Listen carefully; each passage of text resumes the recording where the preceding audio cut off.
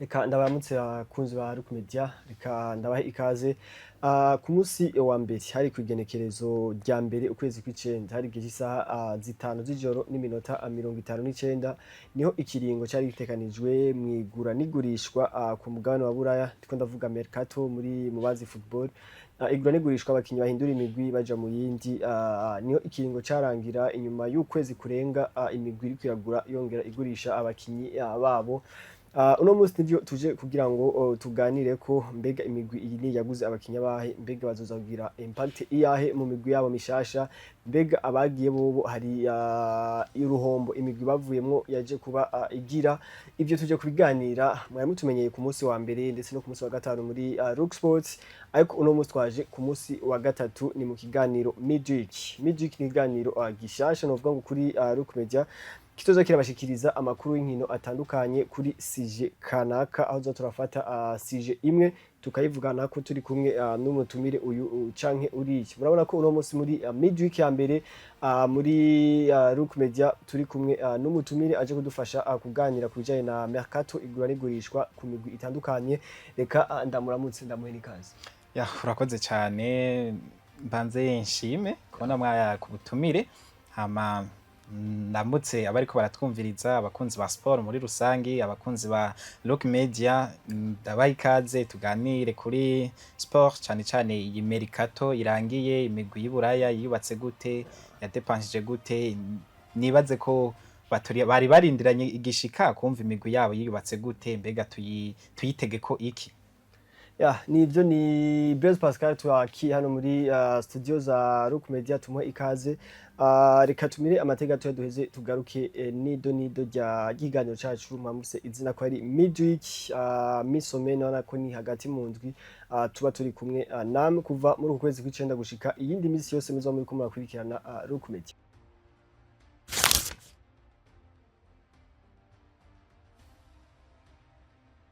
Twamaze kuba tugaruka nido muri MIDWEEK ni ikiganiro ca mbere urabona ko dutanguranye n'igenekerezo rya gatatu ukwezi kw'icenda.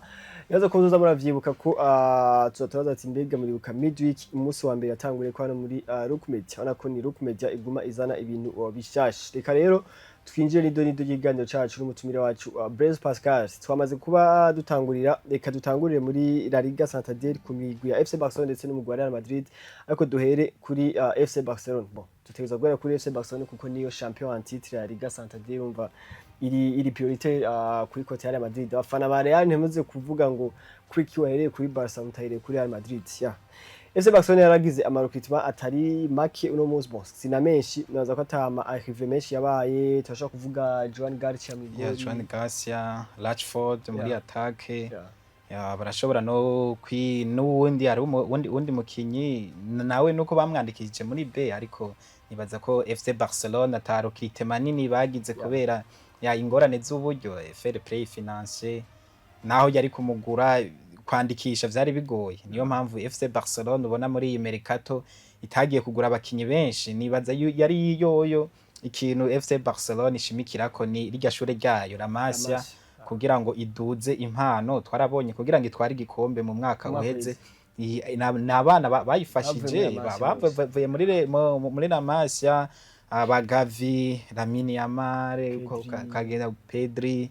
Nibaza yuko abo bose FC Barcelona bivanye n'uburyo nubuke canke ubura amafaranga, nta Mercato nini bakoze, bagiye kudepansa imiliyoni zitarenga 27. Urumva ko nk'umugwi mukuru nka FC Barcelona kudepansa miliyoni 27 muri Mercato yose kandi uri tenant de titre, ufisa championnat nyinshi, ukina competition ya La Liga hafi nkino 38, Ligue des Champions ushaka gushika muri finale. Aho hose uza guhura n'imigwi komakomeye iba yari yubatse, uri gukina na Copa del Rey, hanyuma ukitabira Super Coupe ya Espagne, hanyuma ugacugura n'inkino nyinshi. Ariko ikintu FC Barcelona itombereye ko nuko ifise umumenyereza azubwenge quand azi, ubona afise ubwo burambe. Aba bakinyi banje ndabafise, ndabakoresha gute, urumva naka avuyemwo aza gusubirwa na naka uko. Niyo mpamvu FC Barcelona ubona ta Mercato nini yakoze ngira bivuye kuki bivuye ku buryo buke bafise kandi bakaba babona yuko n'abana bafise bashorera amasi bashobora kubafasha.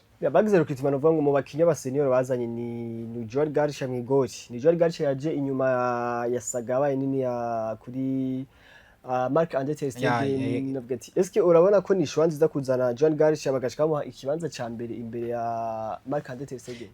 Joel Garcia yaravuye muri Espanyol Barcelona ahejeje kugira saison nziza cyane nziza gose.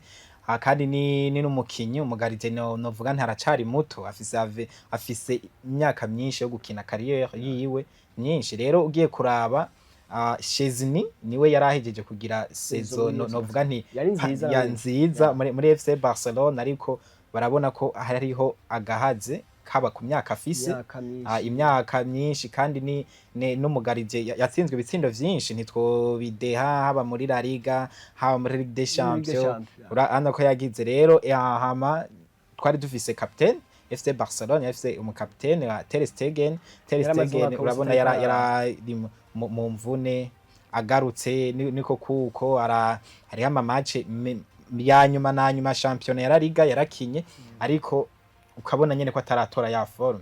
Rero niyo mpamvu baciye bagirana biyumvira mbega ter Stegen ku myaka afise nizi mvune za hato na hato bizogenda gute. Reka rero turondere umugarije agize akiri muto yoza gufasha FC Barcelona, niko gusimbira muri Espanyol Barcelona bazana Joel Garcia kandi umunyezamu mwiza gose. Uravye ama clean sheet yagira atinzizwa ama save, nibaza yuko ni ikintu ciza muri FC Barcelona. Stegen atahari, Chesney ku myaka afise nibaza yuko abaciye barekurana inakipena. Urabona ko wewe nta mwanya munini yari afise, nta wundi na mugori kipa ubona canke umugarije FC Barcelona yo kwikorako canke umutitere atari Joel Garcia, kandi ni mu nkino zitatu amaze gukina nibaza ko amaze kuvyerekana.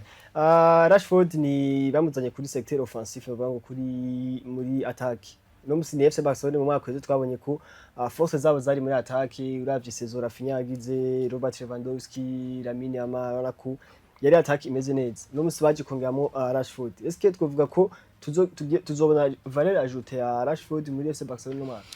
Rashford nibaza ko ari umukinyi mwiza, n'umukinyi mwiza yaravuye muri Manchester United mutiza muri Aston Villa mu mwanya muto yamaze muri Aston Villa. Nibaza ko abaravye inkino abaravye Ligue des Champions nibaza ko muri Champions League nibaza ko babonye ikintu Rashford ashoboye. N'umukinyi afise experience ukinye Premier League kandi imyaka itari mike, hanyuma muri Ligue des Champions amashampion abayamenyereye. Rero ugiye kuraba FC Barcelona yego mu mwaka uheze yaratsinda ibitsindo vyinshi, ari FC vraiment attaque de feu, ni attaque yatsinda ibitsindo vyinshi 5-3. Rero mugabo hariyo ingorane, hari ingorane yiki Lamine Yamal mbega avunitse nindaza kumusubirira. Rafinha ni yagira akagorane nindaza kumusubirira.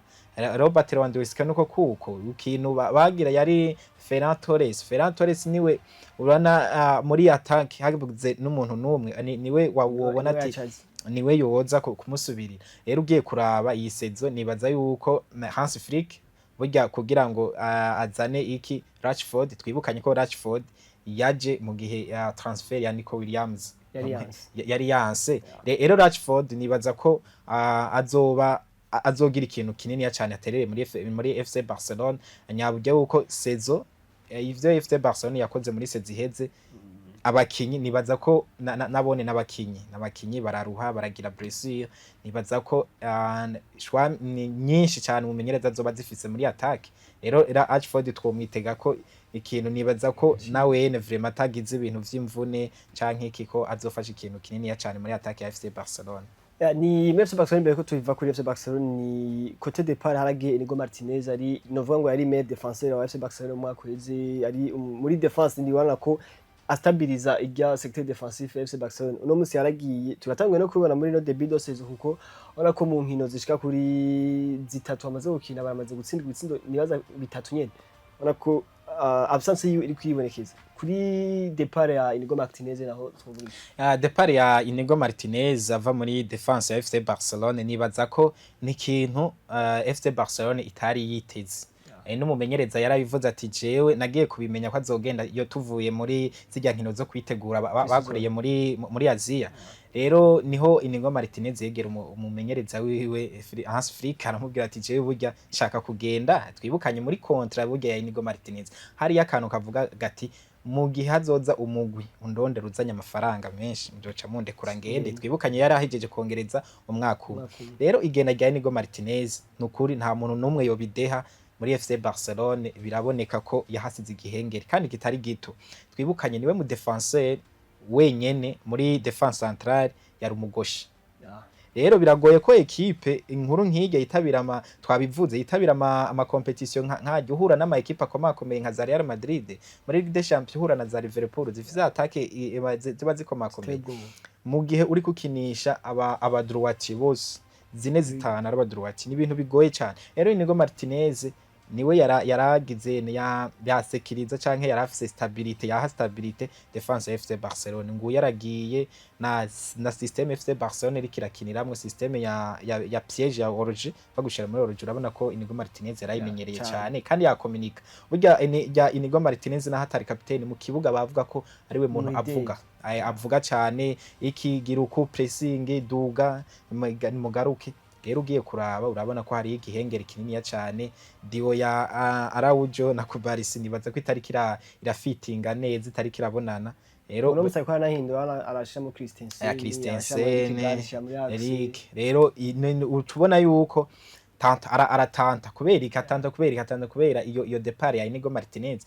Rero vraiment abakunzi ba FC Barcelona bitege absence ya Inigo Martinez muri defense centrale ya Barca.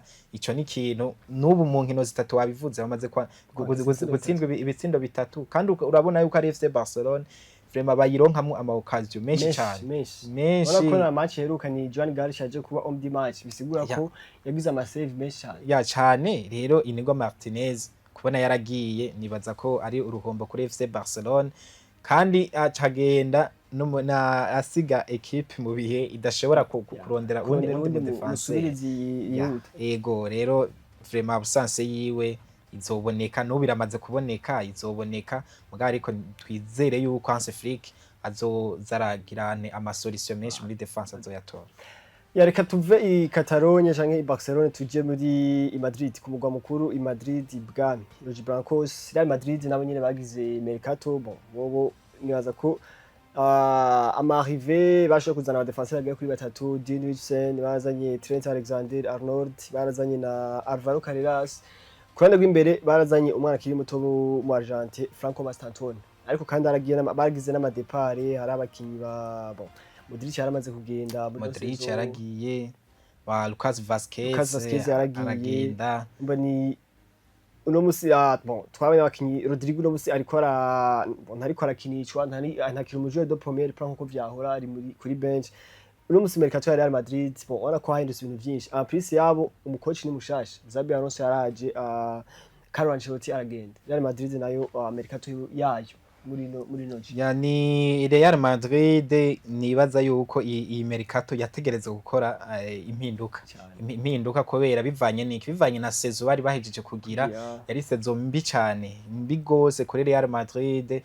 Umumenyereza kontrira heza ati jewe vraiment sinsinya iyindi aragenda kubera ikagiye twibukanye Real Madrid ibikombe yatwaye n'ibikombe bibiri gusa naho ne biharugwa muri saison iriya yari iheze bica bisigura yuko iyi saison yari iheze kuri Ancelotti nta gikombe yoba yaratwaye no kuri Real Madrid.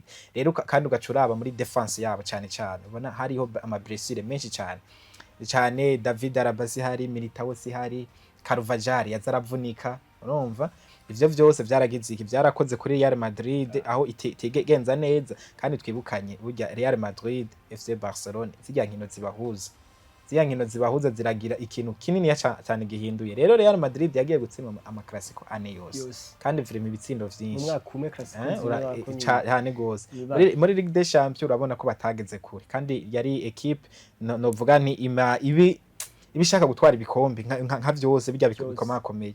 Rero kubona bacekeye bahindura nivyo vyaraboneka. Rero kubakinyi baje nibaza ko vraiment nubu hari ikintu berekanye ikintu bamaze kwerekana mu nkino zingahe bamaze kugira. Barakinye Coupe du Monde des Clubs, urabona ko batsinzwe bavuyemwo batsinzwe na Paris Saint-Germain ibitsindo bingahe vyose bine burya bine ni vyinshi ku mugwa wa Real Madrid.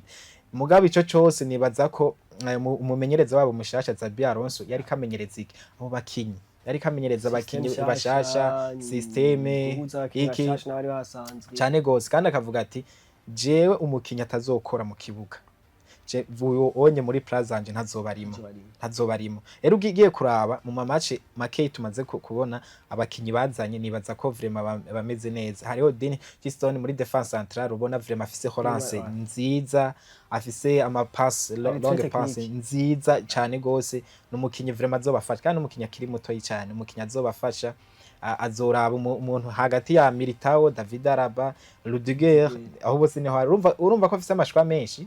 Urumva kuri gatatu, kuri nimero zitatu naho ne barazanye Carles vraiment n'umukinyi mwiza, yari n'umunya Espanyol nawe yaravuye muri Benfica, n'umukinyi ubona kuri nimero gatatu nawe ni ibintu amaze gutwereka ko atagize ikibazo ciki c'imvune canke iki, hari ibintu byinshi azogira azotwereka. N'umukinyi vraiment nawe ari très technique. Kuri iyo nimero gatatu hari hasanzwe Mendy, kandi hari hasanzwe na Fabregas.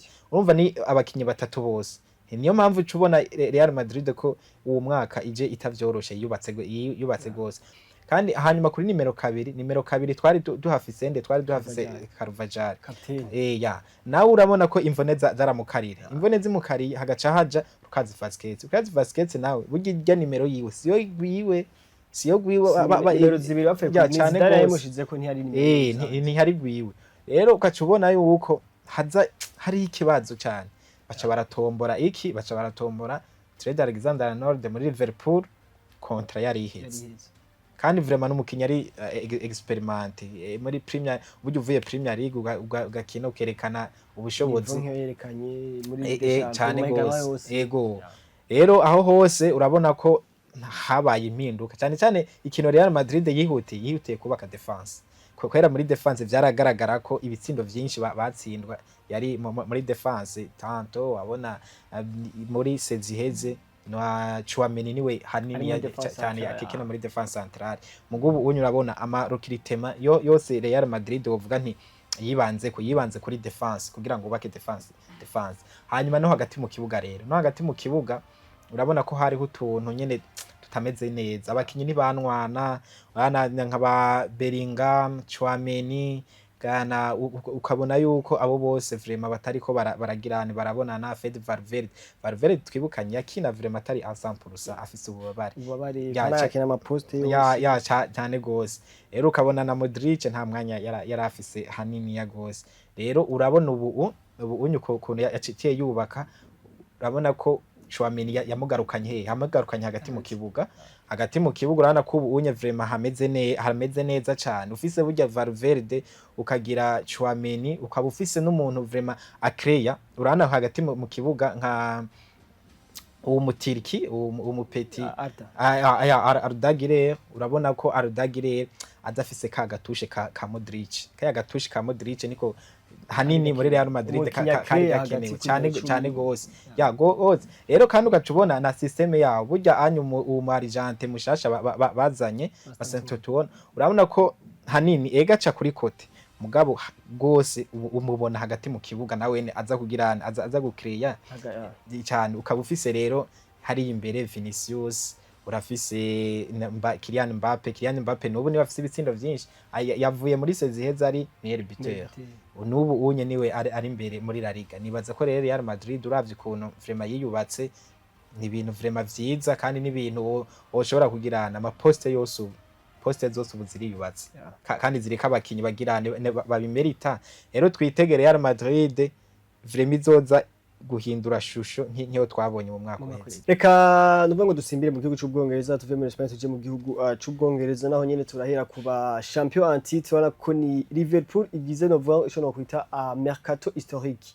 Novuga ngo ni ryo rya mbere umugwi udepensije amahera nka Liverpool depensije hafi imiliyoni 500 muri mwicirimo. Wana ko barashoboye kugura Florian Wirtz na Alexander Isaac, abo bonyene amahera baguzwe yaba imiliyoni 300 gushaka ugoye kitike 195 barashize ko Jeremy Frimpong, Milos Kerkez, dufatire kuri abana ko ni recruitment Liverpool ikomeye kuma kote y'ama départ haragiye Luis Diaz yagiye mu gwa Bayern Munich, Darwin Nunez ari muri Al Hilal, bonovuga ko na Trent yagiye muri Real Madrid twamaze kumuvuga.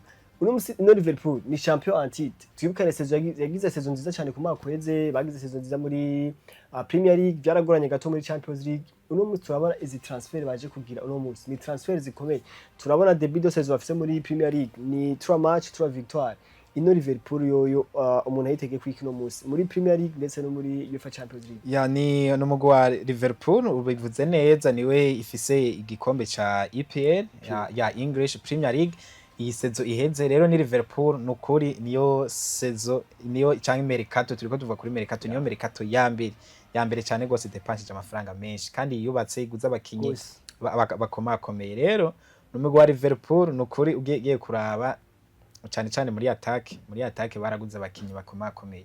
Burya ugo etikite avuye muri Bundesliga muri Stuttgart, ubona yuko afise ama match menshi nziza babi na match amaze gukina ya gose, afise déplacement kuni déplacer muri attack, afise na finition nziza. Mu gihe rero ufise umukinyi nk'uyo urumva yuko vraiment aho uba guze neza, uciye ugura uwundi rero umuntu yahejeje mu kibanza ca kabiri muri sezo iheze mu meilleur buteur muri English Premier League nyene arayimenyereye na Alexander Isaac. Vraiment umukuye muri Newcastle, ahejeje gufasha Newcastle inyuma hafi y'imyaka 70 Newcastle idatwara igikombe, ayihesheje igikombe ya cyane gose. Urumva yuko vraiment uwo mukinyi abakomeye. Rero ni Liverpool twoyitega ko yuko no mwaka izozitanga akazi ku yindi migwi.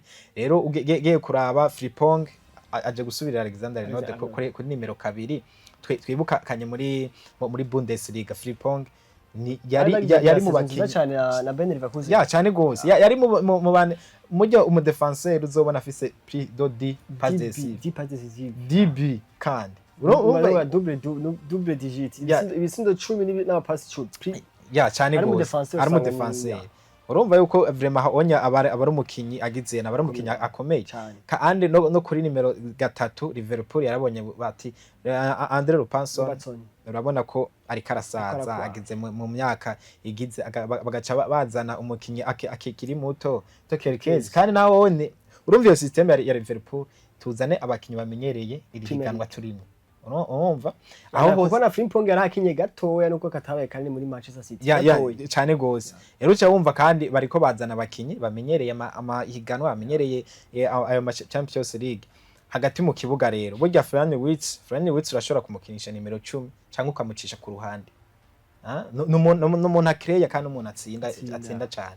Rero aho hose uzubona yuko Liverpool secteur zose haba mwigori burya naho tutagize hano no mwigori hari umukinyi bazanye bakokuye muri Valence naho bamuguze mu kwambere hanyuma bakamugumizayo. Rero wibatse muri mwigori bafite n'umunyezamu Alisson ya cyane gose uciuja muri defense centrale. Ego ni Liverpool akantu gatoyi gusa yoba yaribagiye hagati mu kibuga.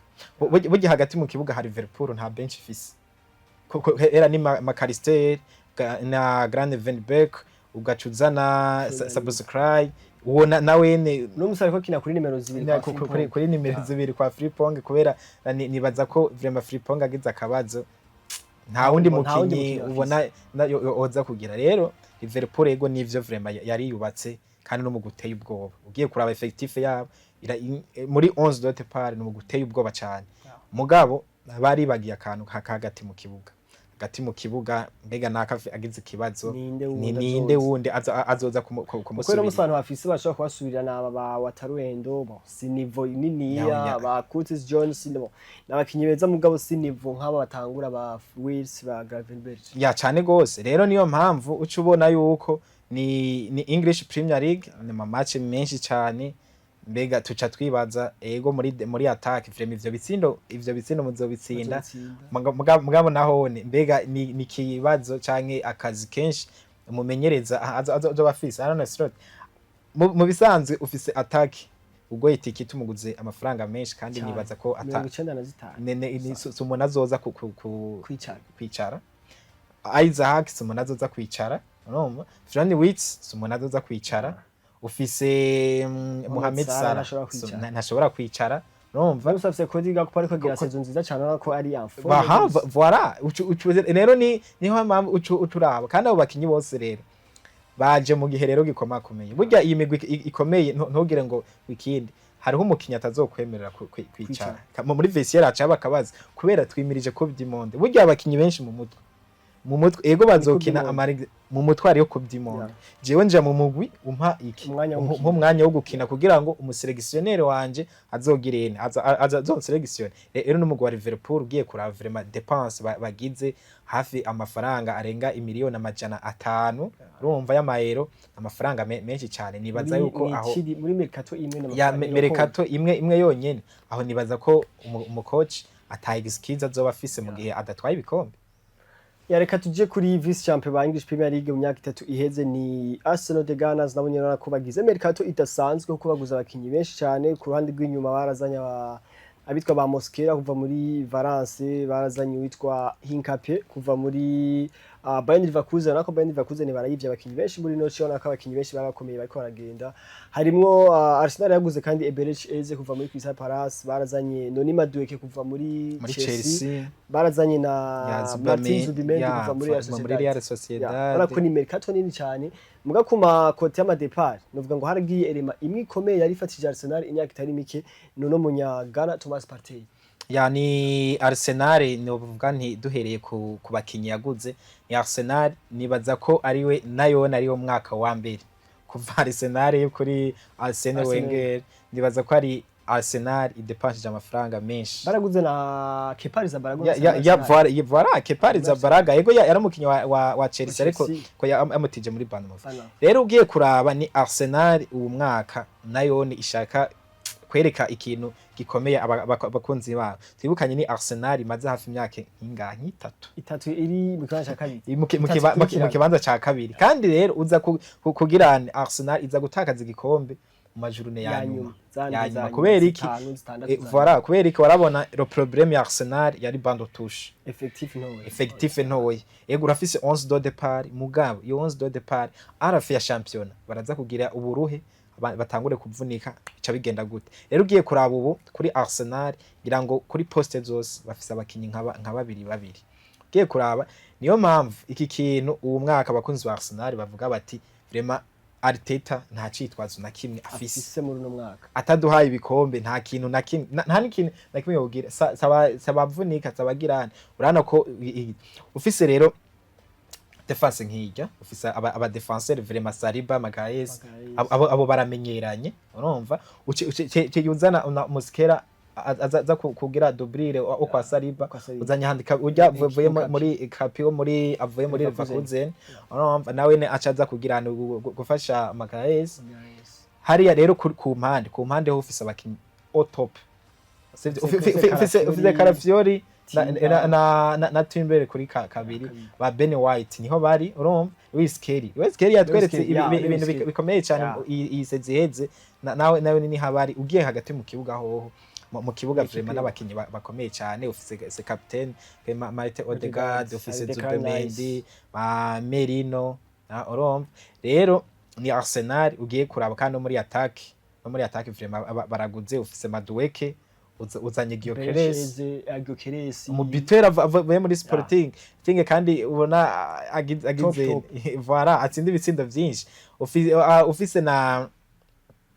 basaka niho bari rero voilà ego cyane ni Arsenal yubatse bimwe bikomeye cyane ni Arsenal uwo mwaka nta skill twabivuze kuri Arteta datwaye ibikombe nibaza ko iyi sezo niduzi ko bazava bamwihanganira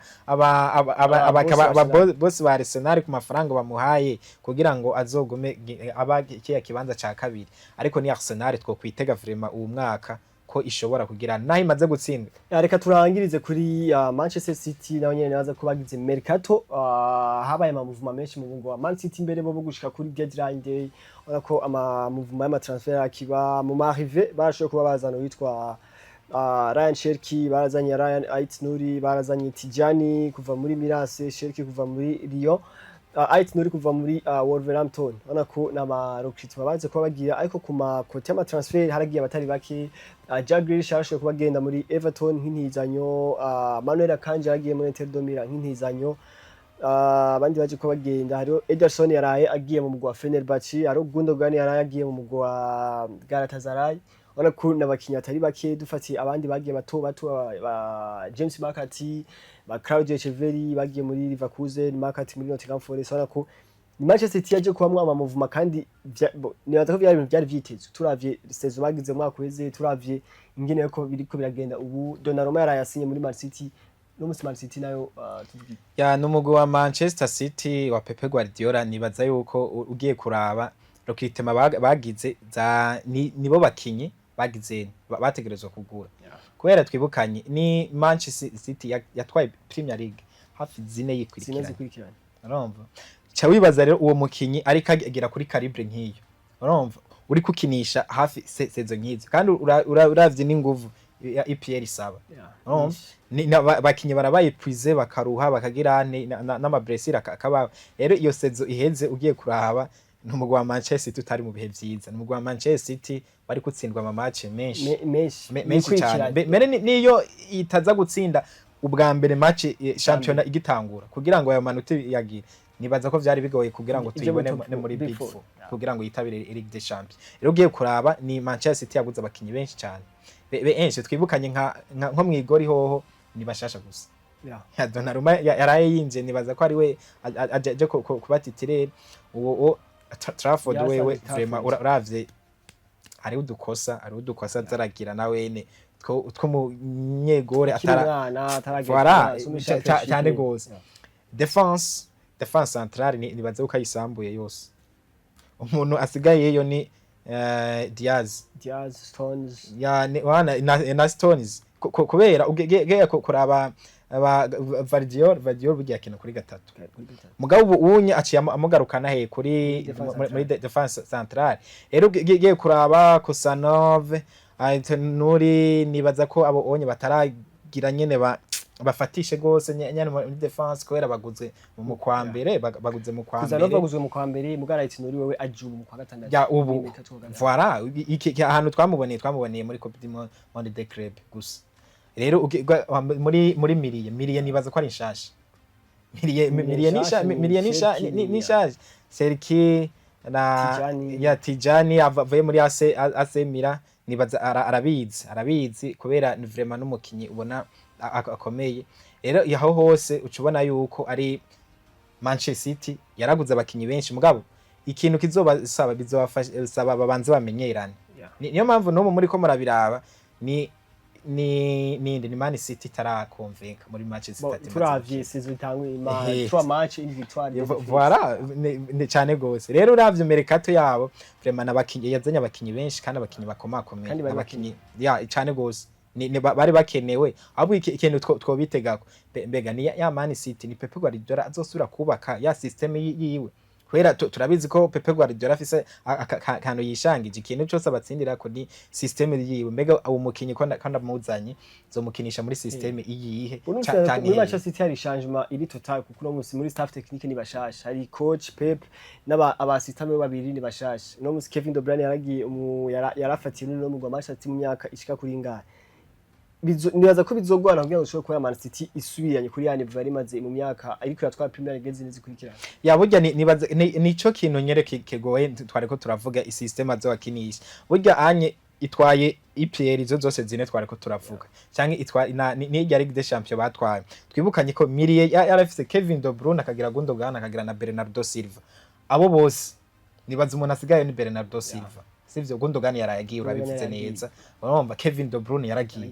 Kandi Kevin De Bruyne niwe yari umutima wa Manchester City hagati mu kibuga. Ni adatsinze yatangiye pass decisive. Urumva? Ba Haaland batsinda ivyo bitsindo vyinshi kubera iki? Kubera Kevin De Bruyne.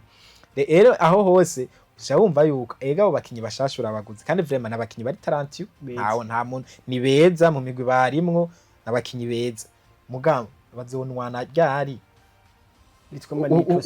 ubu za ngorane twari ko tubona siziza nizo nuba Man City yinjiyemo ifise hafi bakinyi barenga 10 bari muri Brazil kandi ni bashasha uguze umukinyi mushasha aciye ashikira muri mu mfune none azomenyerana ryari niyo mpamvu rero ega abakinyi vraiment yarabaguze Pepe Guardiola kandi tuzi uko ari umuntu vraiment w'umuformateur arubaka ibintu vyiwe bye ngabo tumwitege vraiment igisezo niya twari igikombe kushapa mbwa vraiment mu bafavori ba EPL abakunzi ba Man City bambabari sindayibonamwe reka rero ko twoca turangiriza hano iganiro cyacu ca MIDWEEK reka ndagushimire Best Pascal ku kanya duhaye ukemera tukagutumira mu iganiro cyacu murakoze cyane murakoze kuri ubu butumire mu mpaye yanshimire cyane abari ko baratwumviriza abakunzi ba Rock Media cyane n'abakunzi ba sport muri rusangi nibaza ko no hanyuma muzontumira ariyo benshi bari bamenyereye ku maradiyo atandukanye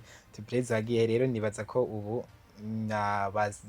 ngarutse shimira abari ko baratwumviriza shimira namwebwe mwagize mwampaye buno butumire yari Brez ndayiragije mwari kumwe murakoze yari MIDWEEK ya mbere twashikirije hano kuri Rock Media ni MIDWEEK ya mbere ije gutangura izindi nyinshi zo turashikiriza ku munsi wa gatatu mugire aho muba